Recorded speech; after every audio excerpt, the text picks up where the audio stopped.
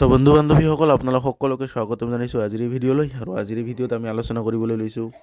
ৰিজনিঙৰ ওপৰত আৰু ৰিজনিঙৰ ওপৰত আজি আমি ক্লক ডাইৰেকশ্যন সিকুৱেন্স ৰেংকিং বা ব্লাড ৰিলেশ্যন এইকেইটাৰ ওপৰত কেইটামান কুৱেশ্যন আলোচনা কৰিম দুই এটাকে আৰু ভিডিঅ'টো খুব বেছি গুৰুত্বপূৰ্ণ কাৰণ এনেকুৱা ধৰণৰ কুৱেশ্যনবোৰ আহিয়ে থাকে ঠিক আছে বৰলেণ্ডৰ যি কালি এক্সাম হৈ গ'ল তাত ব্লাড ৰিলেশ্যনৰ ওপৰত কুৱেশ্যন আহিছিল ডাইৰেকশ্যনৰ ওপৰত আহিছিল ক্লকৰ ওপৰত আহিছিল ঠিক আছে চ' বেছি দেৰি নকৰাকৈ ভিডিঅ'টো আৰম্ভ কৰিছোঁ কিনো আৰু কম আমি জাষ্ট কুৱেশ্যনকেইটা আলোচনা কৰিছোঁ আৰু এনেকুৱা ধৰণৰ কুৱেশ্যনবোৰ ইম্পৰ্টেণ্ট হয় এনেকুৱা টাইপৰ কুৱেশ্যনবোৰ আহিয়ে থাকে বিভিন্ন এক্সামবোৰত ঠিক আছে চ' প্ৰথম কুৱেশ্যনটো কি আছে এইটো এটা ক্লকৰ মানে ৰিজনিং দিছে a man is facing towards the south he turns 90 degree in the clockwise then he turns anti clockwise 180 degree again he turns 45 degree in the clockwise direction now he is facing টাৱাৰ্ডছ খালী ঠাই দিছে আমাক ইয়াৰ ডাইৰেকশ্যনটো লিখি দিব লাগে ঠিক আছে চ' এইটো এটা ঘড়ীৰ অংক বা ঘড়ীৰ ৰিজনিং চ' আমি ঘড়ীৰ যিটো মানে মাপজোখ সেইখিনি জানিব লাগিব বা ঘড়ী কোন ডাইৰেকশ্যনত থাকে সেইখিনি জানিব লাগিব হয়নে নহয় চ' মই এটা জাষ্ট চিম্পলকৈ ঘড়ী আঁকি লৈছোঁ ইয়াত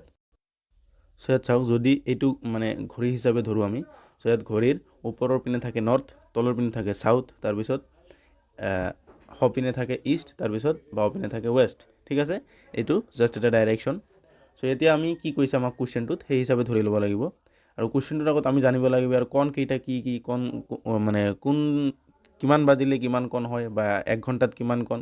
সেই গোটেইখিনি আপোনালোক জানেই তথাপি মই জাষ্ট ইয়াত যিহেতু বৰ ডাঙৰকৈ দিয়া নাই জাষ্ট কি বৰ সৰুকৈ দিয়া নাই ডাঙৰ ডাঙৰ কণবিলাক দিয়া আছে 90 ডিগ্ৰী 180 45 হয়নে নহয় মানে আধা ভিতৰতে আছে চ' আমি বেছি একো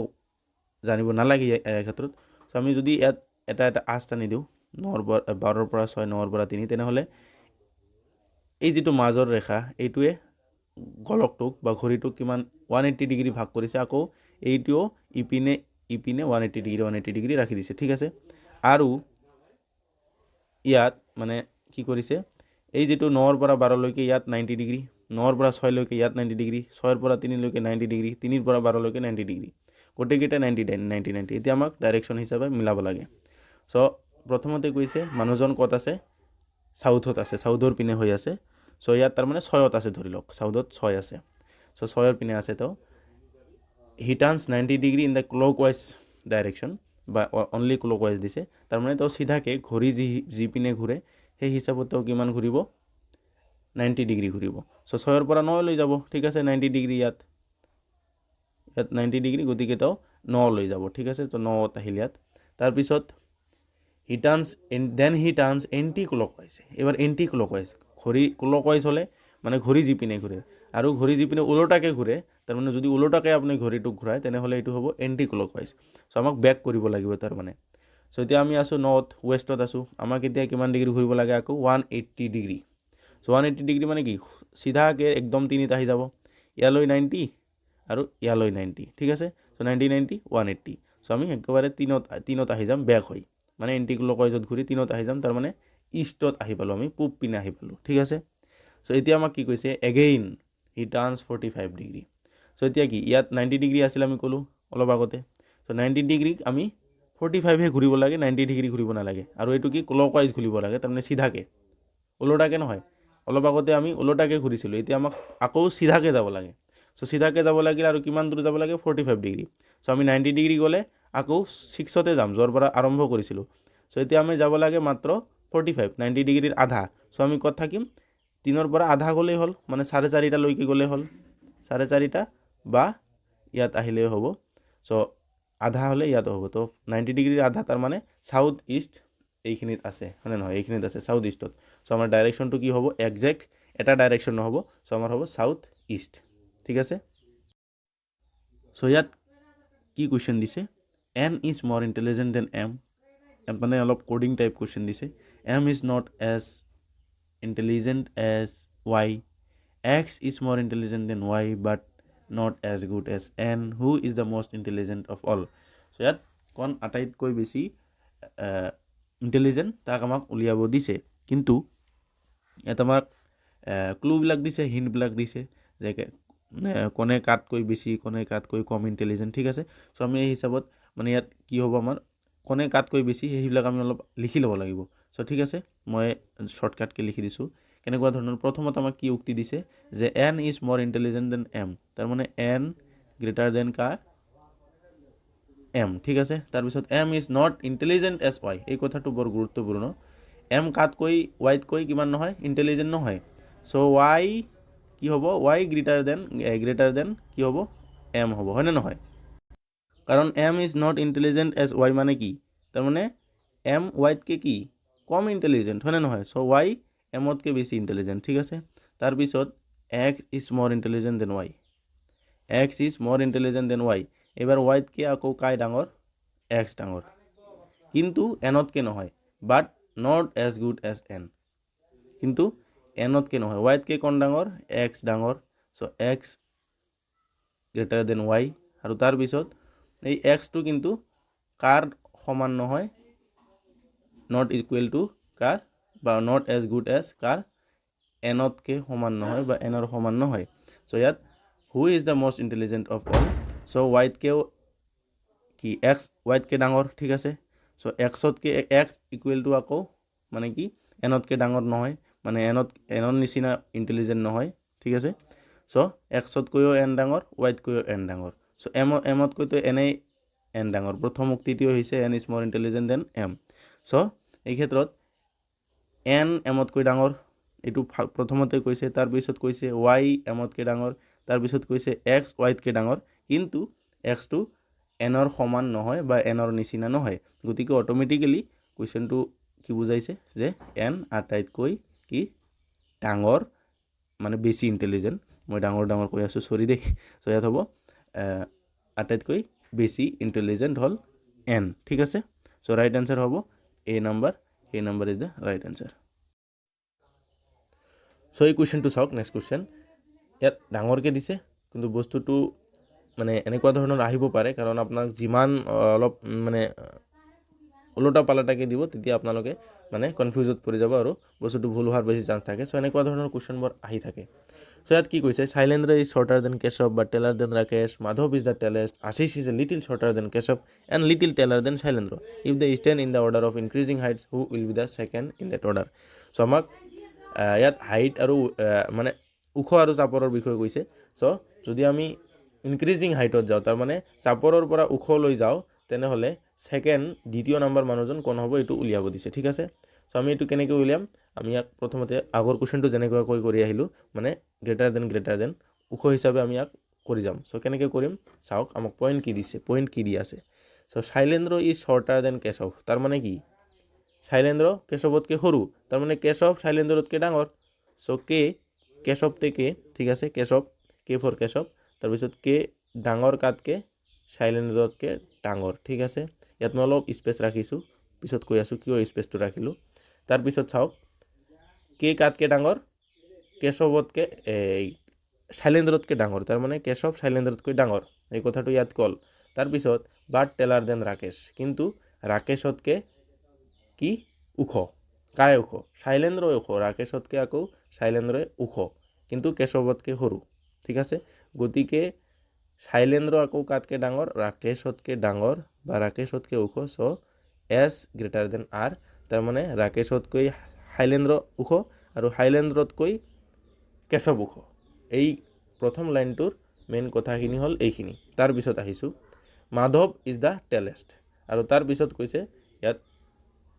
একদম টেলেষ্ট কৈছে তাৰ মানে ইয়াৰ ভিতৰত আটাইতকৈ ডাঙৰ কোন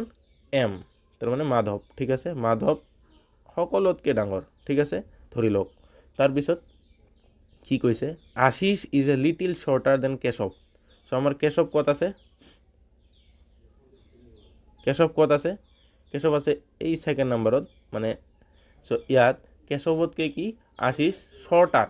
তাৰ মানে আশিষ হল কেশৱতকৈ অলপ চাপৰ সো চাপৰ হ'লে কি হ'ব ইয়াত এ হ'ব ঠিক আছে কেশৱ মানে প্ৰথমতে তাৰপিছত আকৌ কি কৈছে and little taller than Shailendra আকৌ শৈলেন্দ্ৰতকৈ অলপ ডাঙৰ ঠিক আছে এই কথাটো অলপ মনোযোগেৰে শুনিব আমি প্ৰথমতে কে এছ আৰ লিখিছিলোঁ আৰু এম হল আটাইতকৈ ডাঙৰ ঠিক আছে কিন্তু এইবাৰ কি পয়েন্ট দিল আমাক যে আশিষ ইজ এ লিটিল শৰ্টাৰ কাতকৈ শৰ্টাৰ বা কাতকৈ চাপৰ কেশৱতকৈ চাপৰ সো কেশৱ ক'ত আছে কেশৱ হল ইয়াত সো যদি কেশৱতকৈ অলপ ওখ হ'লহে তেনেহ'লে আমি ইয়াত গ্ৰেটাৰ দেন লিখিলোঁ হয়, কিন্তু ইয়াত লিখা নাই কাৰণ কৈছে অলপ শ্বৰ্টাৰ মানে অলপ চাপৰ। চ' আমি কে এতকৈ অলপ ডাঙৰ, কিন্তু ইয়াত লিখাৰ আগতে আমি আন এটা পইণ্ট মনত কৰিব লাগিব যে কি শাইলেন্দ্ৰতকৈ অলপ ওখ মানে taller. So' and a little taller than Shailendra. So' Shailendra ইয়াত আছে, চ' শাইলেন্দ্ৰতকৈ অলপ ওখ আৰু কেশৱতকৈ অলপ চাপৰ, যাৰ কাৰণে আমি এইটো কে আৰু এছৰ মাজত লিখিছিলোঁ আৰু যাৰ বাবে ইয়াত আমি স্পেচটো ৰাখি দিছিলোঁ। ঠিক আছে, চ' এতিয়া আমাৰ আটাইতকৈ ডাঙৰৰ পৰা সৰুলৈকে গ'ল। এম হ'ল আটাইতকৈ ডাঙৰ, তাৰপিছত হ'ল কে, তাৰপিছত হ'ল এ, তাৰপিছত হ'ল এছ, তাৰপিছত হ'ল আৰ। চ' ইয়াৰ নামকেইটা আপোনালোকে ধৰি ল'ব। চ' এতিয়া আহিল if they stand in the order of increasing heights, তাৰমানে যদি সৰুৰ পৰা মানে চাপৰৰ পৰা ওখলৈ যায়, হাইটৰ ইনক্ৰিজিং মানে বাঢ়ি বাঢ়ি যায় হাইট, তেতিয়া who will be the second in that order. So' ইয়াত সৰুৰ পৰা এনেকৈ আহিছে ডাঙৰ, ঠিক আছে, আৰু ডাঙৰৰ পৰা এনেকৈ গৈছে। চ' আমাক সৰুৰ পৰা মানে চাপৰৰ পৰা ওখলৈকে যাব লাগে, তেতিয়া who will be the second in that order. So' আমি যদি সৰুৰ পৰা আহোঁ, সৰুৰ পৰা আহিলে আমি কেনেকৈ যাব লাগিব, মানে সেই পিনৰ পৰা আহিব লাগিব। আমি এই পিনৰ পৰা ডাঙৰলৈ গৈছিলোঁ, আমাক এতিয়া এই পিনৰ পৰা আহিব লাগিব। চ' এই পিনৰ পৰা আহিলে প্ৰথমত হ'ব 1 নম্বৰ হ'ব ৰাকেশ, তাৰপিছত হ'ব 2 নম্বৰ হ'ব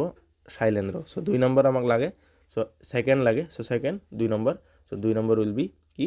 শাইলেন্দ্ৰ, B number is the right answer. So' এতিয়া আহিছোঁ আন এটি কুৱেশ্যনলৈ। চ' কুৱেশ্যনটো কি, 5th date of a month is Tuesday, what date will 3 days after the 3rd Friday in the month. So' আমাক প্ৰথমতে টুইজডে, ফ্ৰাইডে এইবোৰৰ বিষয়ে উলিয়াব লাগিব। 3rd Friday কেতিয়া পৰে, হয়নে নহয়? 3rd Friday যদি আমি উলিয়াব পাৰোঁ, তেতিয়া তাৰ লগত আমাক কি কৈছে 3 days আফটাৰ, তাৰমানে 3rd Friday প্লাছ 3 এইটো যদি আমি যোগ কৰি দিওঁ তেনেহ'লে আমাৰ কিমান তাৰিখ হ'ব এইটো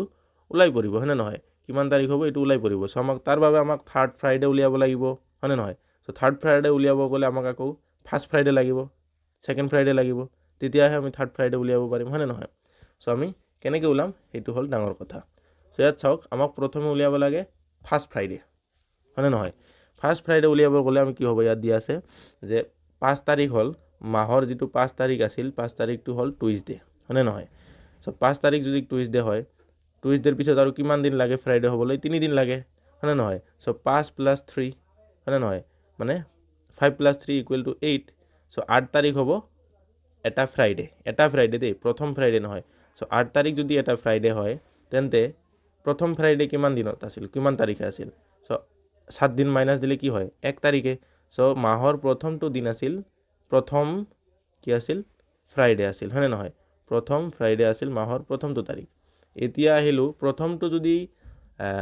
প্ৰথম তাৰিখে হয়, মাহৰ প্ৰথম দিনেই যদি 1st Friday হয়, দ্বিতীয় ফ্ৰাইডে কিমান তাৰিখে হ'ব?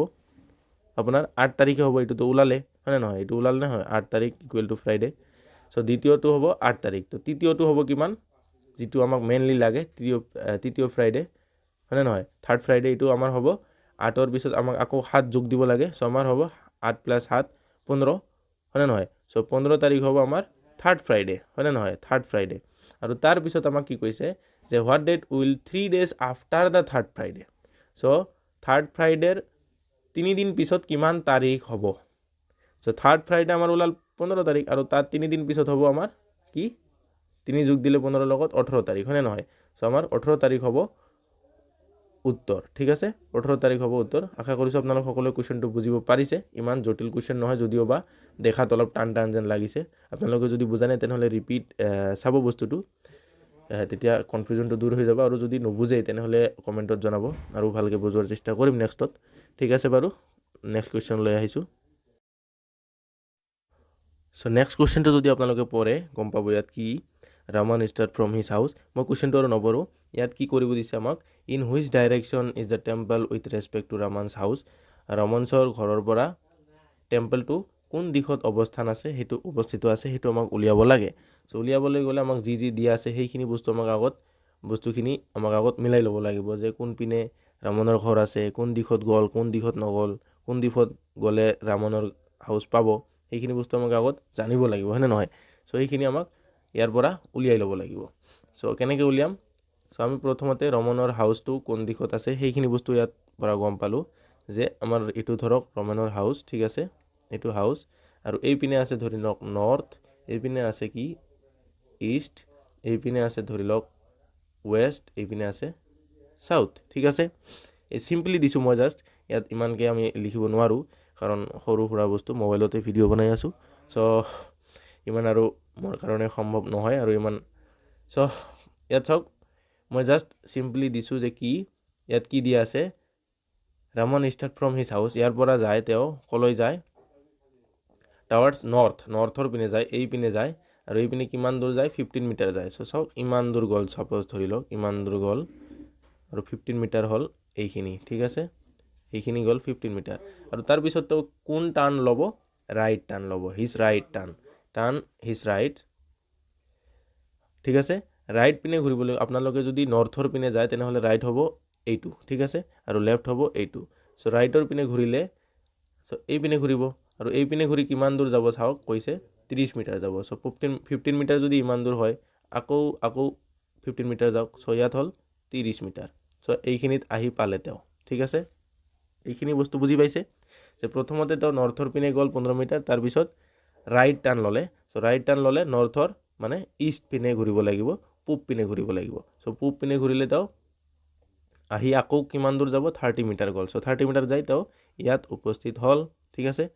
ইয়াত উপস্থিত হ'ল। চ' ইয়াত উপস্থিত হোৱাৰ পিছত এইবাৰ কি কৈছে যে 30 metre before taking right turn, আৰু তেওঁ আকৌ সপিনে ঘূৰাৰ আগতে and moving again up to 30 metre, আৰু 30 মিটাৰ যোৱাৰ আগতে টু ৰিচ এ টেম্পল। তাৰমানে ইয়াত কি কৈছে চাওক ভালকৈ, কথাটো অলপ বেলেগকৈ কৈছে, কিন্তু যদি আপুনি যদি মানে ৰমেনে আকৌ কি কৰে ৰাইট টাৰ্ণ লয়, যদি সপিনে ঘূৰে, যদি হাতে ঘূৰে আৰু যদি 30 মিটাৰ যায় তেনেহ'লে কি পাব, তেওঁ টেম্পল পাব। চ' হাতে ঘূৰিলে তেওঁ কি পিনে ঘূৰিব লাগিব, এই পিনে ঘূৰিব লাগিব, হয়নে নহয়, এই পিনে ঘূৰিব লাগিব। চ' এই পিনে ঘূৰিলোঁ ৰামেন এই পিনে ঘূৰিলে আৰু কিমান মিটাৰ যাব লাগিব, 30 মিটাৰ যাব লাগিব, হয়নে নহয়। চ' 30 মিটাৰ 15 মিটাৰ ইয়ালৈকে হ'ল ছাপ'জ, চ' আকৌ গ'লে আকৌ 15 মিটাৰ মানে 30 মিটাৰ যাব লাগে। চ' ইয়াত আহি পাব তেওঁ টেম্পলটো, ঠিক আছে। চ' আমাৰ ইষ্টটো কি হ'ল, পাৰ হ'ল, তাৰমানে পূব পিনটোও এইটো পাৰ হৈ গ'ল আৰু ইয়াত চাউথৰো মাজত আহি পাল, ঠিক আছে। চ' এই দুটা ডাইৰেকশ্যনৰ মাজত আহি পাল, এইখিনিত আছে টেম্পল। চ' হাউচটো ক'ত, হাউচটো হ'ল মাজত। চ' হাউচৰ পৰা এইখিনিত আছে টেম্পল, বুজি ল'ব বস্তুটো। চ' আমাৰ কোন দিশত আছে, আমাক দিশটো উলিয়াব লাগে, ইমান ডাইৰেক্ট ইমান ডিগ্ৰী চিগ্ৰী একো উলিয়াব নালাগে। চ' আমাৰ হাউচটো যিটো হাউচৰ পৰা আমাৰ যিটো মন্দিৰ আছে, টেম্পল আছে, সেইটো ৰমেনৰ হাউচৰ পৰা কিমান কোন দিশত অৱস্থিত আছে, চাউথ আৰু ইষ্টৰ পৰা, ঠিক আছে। চ' এইখিনি গৈছিল। চ' নেক্সট কুৱেশ্যনটোত কি দিয়া আছে, আমাক ব্লাড ৰিলেশ্যন উলিয়াব লাগে বা ৰিলেশ্যন উলিয়াব লাগে, just how is mister Sharma related to the lady in the photograph. So' mister Sharma আৰু ফটোগ্ৰাফত থকা মহিলাজনৰ মাজত ৰিলেশ্যনটো কি, সেই ৰিলেশ্যনটো উলিয়াব লাগে। চ' সেইটো উলিয়াবলৈ গ'লে আমি বস্তুটো ভালকৈ বুজিব লাগিব। চ' ইয়াত কি কৈছে, পইণ্টিং টাৱাৰ্ডছ এ ফটোগ্ৰাফ, এটা ফটোৰ পিনে চাই মিষ্টাৰ শৰ্মাই কি কৈছে যে শ্বি ইজ দ্য অনলি ডাউটাৰ, তাৰমানে ফটোগ্ৰাফত এজন মহিলা আছে, তেওঁ কি হয়, ডাউটাৰ হয়। কাৰ ডাউটাৰ, মানে ছোৱালী হয়, কাৰ ছোৱালী হয়, মাদাৰৰ ছোৱালী হয়। আৰু মাদাৰটো কাৰ mother, of my brother sister, কাৰ মাদাৰৰ চিষ্টাৰ। চ' এই যিটো ডাউটাৰ আছে, অনলি ডাউটাৰ, এই ডাউটাৰটো কাৰ ডাউটাৰ, মাদাৰৰ ডাউটাৰ, ঠিক আছে। আকৌ মাদাৰটো কাৰ মাদাৰ, ঠিক আছে, মাদাৰটো আকৌ কাৰ মাদাৰ, এইটো হ'ল মাই ব্ৰাদাৰ্ছ মানে কি, মিষ্টাৰ শৰ্মাই কৈছে মানে কি, মোৰ ব্ৰাদাৰ, তাৰমানে কি মিষ্টাৰ শৰ্মাৰ ব্ৰাদাৰ, আৰু শৰ্মাৰ ব্ৰাদাৰৰ চিষ্টাৰ, তাৰমানে কি অট'মেটিকেলি মিষ্টাৰ শৰ্মাৰ চিষ্টাৰ। চ' মিষ্টাৰ শৰ্মাৰ চিষ্টাৰৰ মাদাৰ, হয়নে নহয়, মিষ্টাৰ শৰ্মাৰ চিষ্টাৰৰ মাদাৰ বা ব্ৰাদাৰৰ মাদাৰো বুলি আপোনালোকে ধৰিব পাৰে। চ' যিহেতু ইয়াত কৈছে মাই ব্ৰাদাৰ চিষ্টাৰ, তাৰমানে মোৰ ভায়েকৰ ভনী, ঠিক আছে। চ' মোৰ ভায়েকৰ ভনী মানে কি অট'মেটিকেলি মিষ্টাৰ শৰ্মাৰে ভনী বা মিষ্টাৰ শৰ্মাৰে চিষ্টাৰ। চ' মিষ্টাৰ শৰ্মাৰ চিষ্টাৰৰ মা মানে কি মিষ্টাৰ শৰ্মাৰে মা, অট'মেটিকেলি এই মাদাৰো আৰু এই চিষ্টাৰো কাৰ মাদাৰ আৰু কাৰ চিষ্টাৰ, শৰ্মাৰে মাদাৰ আৰু শৰ্মাৰে চিষ্টাৰ, হয়নে নহয়। চ' এতিয়া হ'ল ডাউটাৰটো কাৰ, চ' শৰ্মাৰ মাদাৰৰ যদি ডাউটাৰ হয়, শৰ্মাৰ চিষ্টাৰৰ যদি কি হয়, চিষ্টাৰে হয়, তেনেহ'লে কি ডাউটাৰটো, এই যিটো ডাউটাৰৰ লগত আমাৰ মানে যিটো ফটোগ্ৰাফত লেডি আছে, এইটো অনলি ডাউটাৰ কাৰ, মাদাৰৰ। চ' অট'মেটিকেলি কি মিষ্টাৰ শৰ্মাৰ চিষ্টাৰ হ'বনে নাই। চ' মিষ্টাৰ শৰ্মা আৰু ডাউটাৰৰ এই অনলি লেডি ইন দ্য ফটোগ্ৰাফৰ মাজত কি হ'ব, ৰিলেশ্যনটো ব্ৰাদাৰ হ'ব, ঠিক আছে so A number is the right answer so এই কুৱেশ্যনটোত কি দিয়া আছে চাওক x is sister of y y is brother of z z is husband of p o is father of y how is p related to o so ইয়াত মানে বহুত relation দিছে ঠিক আছে সো আমি কেনেকৈ কৰিম সো প্ৰথমতে চাওক আমি মানে সম্পৰ্কবোৰ ৰিলেশ্যনবোৰ অলপ সজাই ল'ব লাগিব আৰু এইটো ডাইৰেক্টলি নামো দিয়া নাই এক্স ৱাই ৱাই পি অমুক তমুক দিছে সো আমি ভালকৈ অলপ সজাই ল'ব লাগিব কেনেকৈ সজাব মই জাষ্ট চিম্পলি সজাইছোঁ সো ইয়াত চাওক এক্সক আমি এক্স কি হয় সিষ্টাৰ হয় কাৰ ৱাইৰ হয়নে নহয় এক্স ইকুৱেল টু এক্স সিষ্টাৰ হয় ৱাইৰ সিষ্টাৰ হয় ঠিক আছে সো ইয়াত সাপোজ সিষ্টাৰ ভাবি ল'ব আপোনালোকে মই লিখাত অলপ অসুবিধা হৈছে তাৰপিছত ৱাই আকৌ কি হয় y is brother of Z তাৰ মানে কি ৱাই আৰু জেড ব্ৰাদাৰ তাৰ মানে ইয়াত জেড হ'ব হয়নে নহয় তাৰ মানে এই ইয়াৰো সিষ্টাৰ হয় জেডৰো সিষ্টাৰ হয় এক্স ঠিক আছে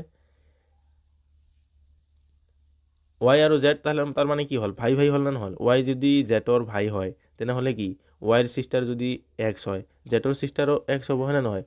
সো ইয়াত সিজটো ভালকৈ লিখি দিছোঁ মই ধৰি লওক সিজ ঠিক আছে সো ৱাই আৰু জেড এই দুজন হ'ল ব্ৰাদাৰ আৰু এই ৱাই আৰু জেডৰ মানে সিষ্টাৰ হ'ল কোন এক্স ঠিক আছে এই তিনিটা মিলাই ল'লোঁ আমি এতিয়া আহিলোঁ জেডৰ লগত Z is husband of P এইবাৰ আহিল জেড পিৰ কি হয় এইটো হয় হাজবেণ্ড হয় ঠিক আছে জেড পিৰ হাজবেণ্ড হয় তাৰপিছত অ ইজ ফাদাৰ অফ ৱাই তাৰপিছত অ ইয়াত আহিল সাপোজ এই কাৰ ফাদাৰ ৱাইৰ ফাদাৰ ঠিক আছে ৱাইৰ ফাদাৰ সো যদি ৱাইৰ ফাদাৰ হয় হাউ ইজ পি ৰিলেটেড টু এতিয়া আমাক পি আৰু অৰ মাজত কি আনিব লাগে ৰিলেশ্যনটো কি এইটো আমাক ওলাব লাগে সো কেনেকৈ ওলাম আমি গোটেইখিনি লিখি লৈছোঁ নহয় যে এক্স কাৰ সিষ্টাৰ হয় ৱাইৰো সিষ্টাৰ হয় জেডৰো সিষ্টাৰ হয় ঠিক আছে তাৰপিছত জেড হাজবেণ্ড কাৰ হয় পিৰ হাজবেণ্ড হয় জেড হয় নহয় জেড পিৰ হাজবেণ্ড হয় এইটো তাৰপিছত দিছে কি যে ইজ ফাদাৰ অফ ৱাই আৰু অটো হ'ল কাৰ ফাদাৰ ৱাইৰ ফাদাৰ তাৰ মানে অট'মেটিকেলি জেডৰো ফাদাৰ ঠিক আছে হয়নে নহয় অট'মেটিকেলি জেডৰো ফাদাৰ হ'ব না নাই কাৰণ ৱাই আৰু জেড ব্ৰাদাৰ হয় যেটো দ্বিতীয় নম্বৰ আমাৰ ক্লু দি আছে যে y is brother of Z so Y আৰু জেড যেহেতু ভাই গতিকে অটো ৱাইৰো ফাদাৰ হ'ব জেডৰো ফাদাৰ হ'ব আৰু জেডৰ যেটো ৱাইফ এইটো কি পি হয়নে নহয় সো যদি ৱাইৰ জেডৰ ফাদাৰ যদি হয় তেনেহ'লে পিৰ জেডৰ মানে ৱাইফ পিৰ কি হ'ব ডাউটাৰ ইন ল হ'ব নে নাই সো এইটো হ'ব আৰু পিৰ মাজত ডাউটাৰ ইন ল হ'ব ৰিলেশ্যনশ্বিপ ঠিক আছে কুৱেশ্যনটো অলপ বেমেজালিৰ কুৱেশ্যন বাকী একো নাই যদি বুজি পাইছে ভাল কথা যদি বুজা নাই তেনেহ'লে ৰিপিট চাব বস্তুটো যদি তাকো নুবুজে তেনেহ'লে নিশ্চয় কমেণ্টত জনাব সো আজিৰ এই ভিডিঅ'টো বহুত লং হ'ল আৰু অলপ কেইটা কুৱেশ্যনে আমি আলোচনা কৰিলোঁ কিন্তু এনেকুৱা ধৰণৰ কুৱেশ্যন আলোচনা কৰিছিলোঁ যিবোৰ প্ৰায়ভাগ এক্সামত এনেকুৱা ধৰণৰ কুৱেশ্যন আহে সো আশা কৰিছোঁ আপোনালোক সকলোৱে এই ভিডিঅ'ৰ পৰা কিছু শিকিব পাৰিছে সো ধন্যবাদ দৰ্শকসকল আজিৰ এই ভিডিঅ'টো চোৱাৰ বাবে আৰু সদৌতি শেষত আপোনালোকলৈ ৰিকুৱেষ্ট কৰিছোঁ যিসকলে এতিয়ালৈকে আমাৰ এই চেনেলটো ছাবস্ক্ৰাইব কৰা নাই তেওঁলোকে যদি আমাৰ এই চেনেলটো ছাবস্ক্ৰাইব কৰি আমাক সহায় কৰে সেয়া আশা ৰাখি আজিৰ এই ভিডিঅ'টো সমাপ্ত কৰিলোঁ